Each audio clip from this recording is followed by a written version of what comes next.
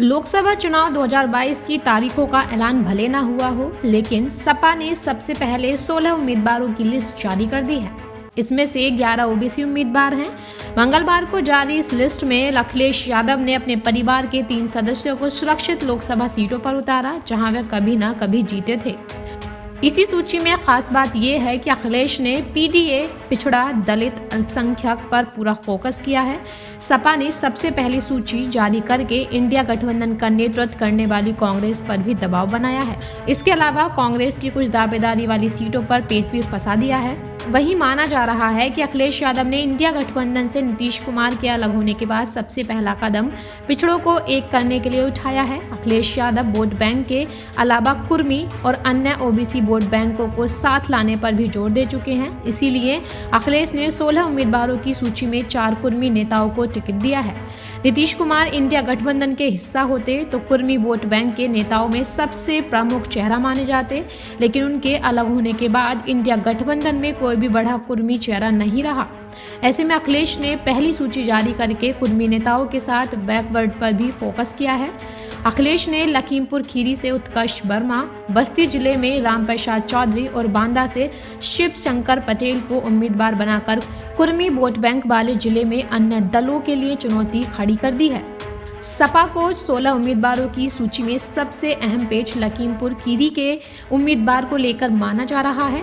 वहीं ये भी माना जा रहा है कि पहली सूची में कोई भी ऐसा उम्मीदवार या लोकसभा सीट नहीं है जहां कांग्रेस से सीधे टकराव हो, लेकिन लखीमपुर खीरी में उत्कर्ष वर्मा को उम्मीदवार बनाकर कांग्रेस के लिए चिंता की लकीर जरूर खींच दी है। बीते दिनों यहां से 5 बार के सांसद रवि प्रकाश वर्मा ने सपा का साथ छोड़कर कांग्रेस का दामन थाम लिया था। ऐसा माना जा रहा था कि लखीमपुर खीरी में रवि प्रकाश वर्मा खुद या अपनी बेटी को चुनावी मैदान में उतारेंगे। ऐसे में सपा ने उत्कर्ष वर्मा को उम्मीदवार बनाकर यह राजनीतिक मनोवैज्ञानिक दबाव बना दिया है कि लखीमपुर खीरी की सीट इंडिया गठबंधन के हिस्से में सपा के खाते में रहेगी। दरअसल सपा ने 3 दिन पहले यूपी की 80 लोकसभा सीटों में 11 लोकसभा सीट कांग्रेस को देने का ऐलान किया था, लेकिन अखिलेश ने सीट बंटवारे का जवाब न मिलने पर एक और सवाल कांग्रेस के सामने खड़ा कर दिया है। यही नहीं, सपा ने कांग्रेस के 2009 के फॉर्मूले को भी रिजेक्ट कर दिया है।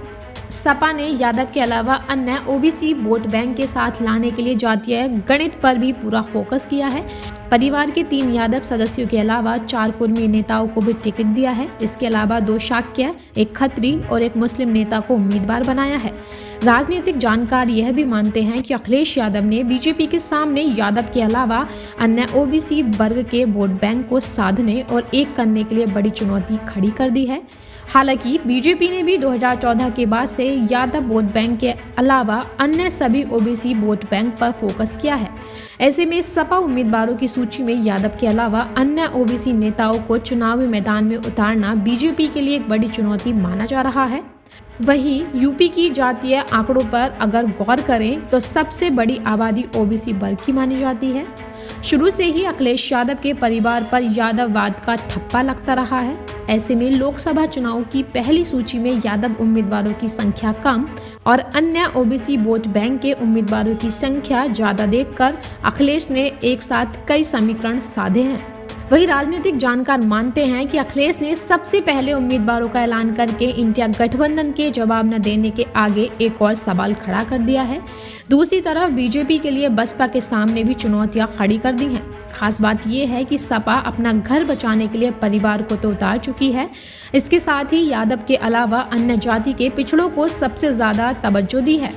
यूपी में बीजेपी के मिशन 80 के दावे के आगे अखिलेश यादव के उम्मीदवारों का गणित कितना सफल होगा, ये तो आने वाला चुनाव परिणाम बताएगा।